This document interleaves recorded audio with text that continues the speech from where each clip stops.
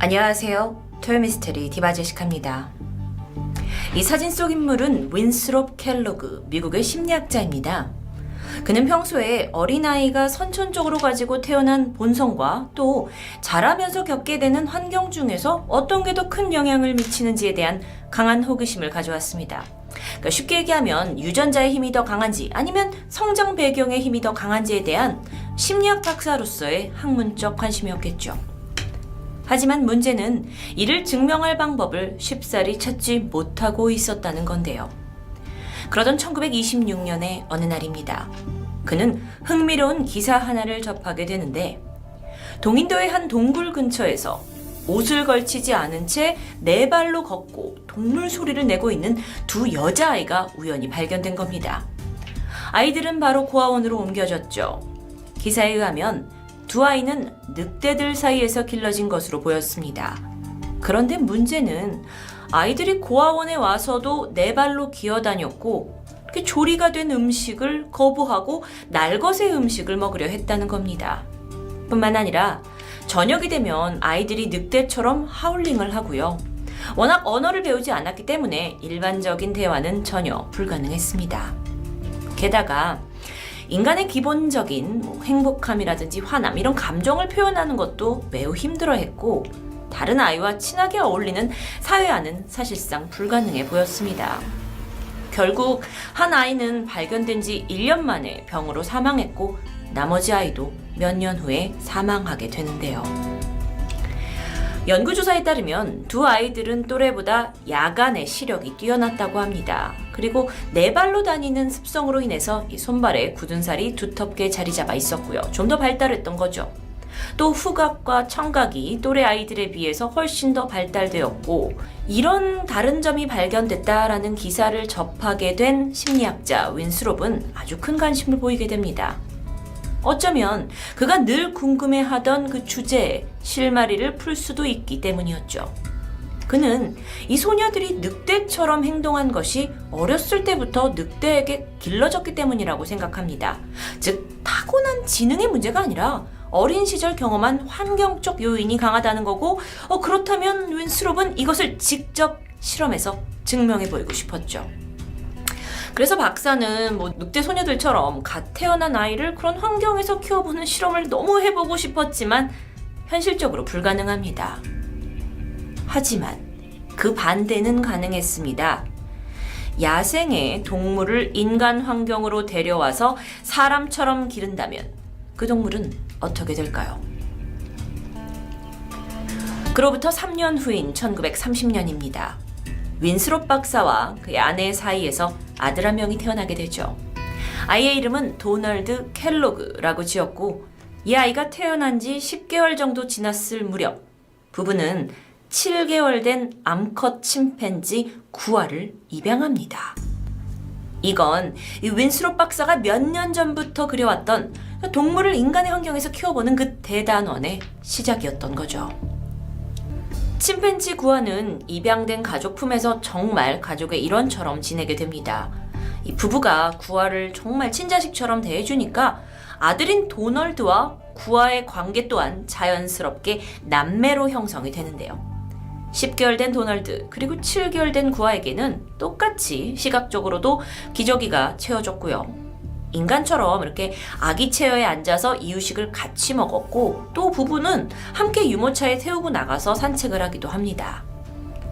이런 모든 상황을 물론 실험의 일환이었겠죠. 이걸 지켜보던 아버지 윈스롭 박사는 이 순간들을 영상으로 남기기 위해서 도널드와 구아를 카메라 앞에 세우게 됐죠.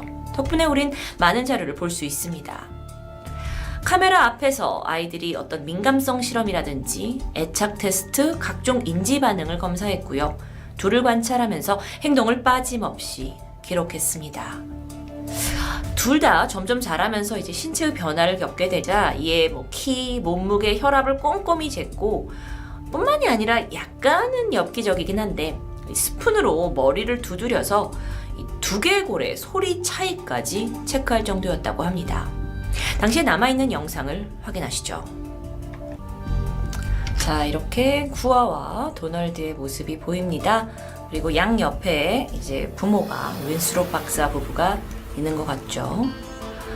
옛날 영상이라 없는데요. 지금 무언가 충격 반응을 한 것 같아요. 놀라는 현상이 발생하자 구하는 반응을 하지만 도널드는 그냥 가만히 있는 상황 같습니다.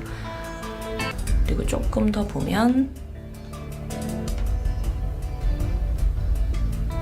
자, 엄마가 상황에서 사라졌습니다. 그리고 도널드가 이게 어떻게 된 상황이지 하고 있는 것 같아요.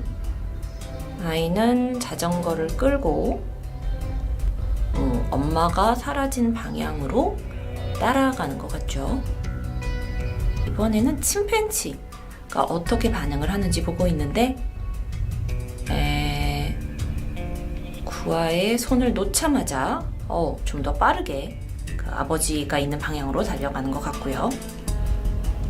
또 다른 장면을 보시면 또 이제 문이 있는데 여기서 아버지가 이제 남자가 어디로 들어가는지를 봤고 침팬지가 따라가는지, 그러니까 행동 발달에 관련된 실험이었겠죠. 조금 귀여운 모습으로 보여질 수도 있지만 또 한편으로는 이게 행동 발달에 대한 실험이라는 부분을 잊지 말아야 할 것 같은데요. 이렇게 영상에서 보신 것처럼 두 아이의 발달 상황을 세세히 관찰하다 보니 놀라운 점이 포착되게 됩니다. 같은 조건에서 인간인 도널드보다 침팬지 구아가 더 빠르게 환경에 적응하고 있다는 것이었죠. 구아는 도널드보다 대소변도 먼저 가렸고요. 이 부모와의 애착 관계에서도 도널드보다 빨랐습니다. 그 사람들이 하는 어떤 용서의 제스처로 입맞춤을 하기도 했고요. 식사할 때 포크를 사용하기도 합니다. 무엇보다도 구아는 사람이 말하는 어휘를 빠르게 습득하더니 약 100여 개의 단어를 구별하게 되는데, 반면에 도널드는 사용할 줄 아는 단어가 서너 개뿐이었다고 해요. 그런데 사실상 그 당시 또래의 아이들의 평균적인 단어량을 보면 50개 정도인데 사실 도널드가 좀 뒤처진 상태였고요. 행동 발달 성장에 있어서 도널드는 동생 구아의 능력을 따라가지 못하고 있는 상황이었던 겁니다. 그런데 도널드가 우월한 것이 있었습니다. 그건 바로 모방이었는데요. 기록에 의하면 도널드는 구아의 행동을 아주 잘 따라했다고 합니다. 구아가 장난감을 가지고 어떤 놀이를 만들면 도널드도 이내 똑같이 따라하고요. 그런데 또 다른 문제가 발생한 게 아이가 두 발로 걸을 수 있는데도 불구하고 동생 구아를 보고 네 발로 기어다니는 행동을 종종 보였다는 겁니다. 또 이제 구아는 침팬지다 보니까 뭔가를 원할 때, 음식을 먹고 싶을 때 특유의 우우우 하는 침팬지 울음소리를 냈겠죠. 그런데 이것도 도널드가 모방하면서 똑같이 흉내내기 시작합니다. 물론 이런 행동은 영아기의 아이들이 모방을 통해서 배운다는 특성에서 비롯된 거죠. 학자들의 연구에 따르면 어떠한 영장류보다 인간이 가장 미숙한 상태로 태어나는데 이후에 맹목적인 모방으로 성장한다고 전해집니다. 이 이론은 도널드와 구아가 정말 증명을 잘 했던 것 같은데요. 이 실험은 9개월 동안 진행되었습니다. 윈스롭 부부는 인간 아이와 동물을 같이 기르는 이 생소한 실험 결과를 그들의 저서인 유인원과 어린이에 상세하게 기록해서 남기게 되죠. 하지만 어쩐 일인지 9개월 만에 이 실험은 돌연 중단됩니다. 부부는 구아를 침팬지 무리로 돌려보냈고요. 도널드를 혼자 키우기 시작했어요. 이에 대해서는 아직까지도 그 이유에 대해서 명확하게 알려지지 않았습니다. 부부가 이불을 다물었을까요? 다만 전문가들은 윈스롭이 기대한 대로 이 침팬지가 인간처럼 자라는 것이 아니라 반대로 도널드가 침팬지처럼 크고 있었기 때문이 아닌가라고 추측합니다. 물론 실험도 좋지만 아들이 침팬지화 되는 것을 부모가 더 이상은 두고 보지 못했을 거라는 생각이죠. 그렇다면 구아는 어떻게 되었을까요? 9달 동안 사람에게 길들여진 구아는 침팬지 사회로 돌아갔지만 전혀 적응하지 못했고 결국 1년도 안 돼서 숨을 거뒀습니다. 이 침팬지의 평균 수명이 50년에서 60년 정도로 알려져 있는데 이에 비해 구아는 태어난 지 3년 만에 짧은 생을 마감하게 된 거죠. 그렇다면 구아의 죽음에는 그 실험이 영향을 미쳤던 걸까요? 반면에 아기 도널드는 평범하게 인간으로 성장했습니다. 나중에 커서는 하버드대에 진학해서 정신과 의사가 되었죠. 하지만 그렇게 장성해서 순탄하게 살았다고 생각했던 도널드는 1972년 42살의 나이로 스스로 목숨을 끊습니다. 워낙 인간과 침팬지의 실험이다 이래서 도널드는 이미 유명세를 좀 타고 있었다고 하는데요. 그러다 보니 그의 죽음이 빠르게 미 전역에 퍼지게 되죠. 그런데 생각해보면 당시 그는 좋은 대학을 나와서 저명한 정신과 의사로 인정을 받고 있던 터라서 사람들은 도대체 왜 그가 자살을 했는지 의문이 생기기 시작합니다. 그런데 이때 사망한 도널드의 아들이 충격적인 주장을 하게 되는데요. 자신의 아버지의 죽음이 45년에 걸친 살인이라고 말한 겁니다.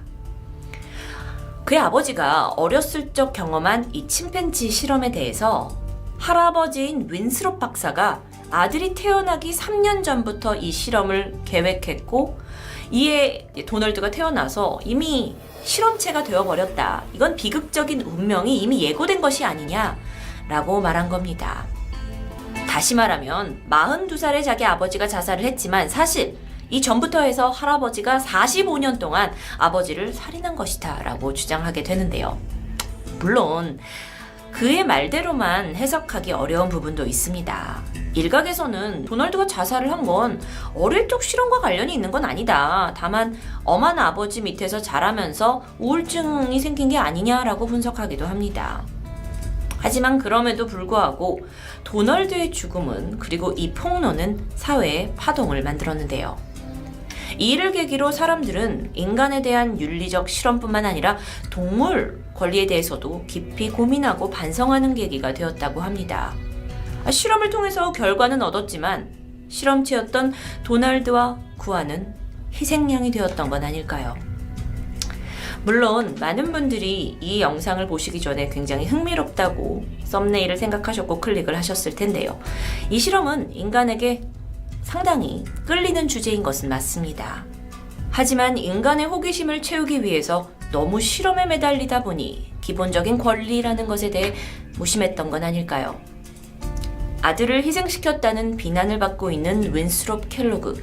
그는 이 어떤 심리학에 대한 열정으로 이후에도 업계에 다양한 학문적 업적을 남겼습니다.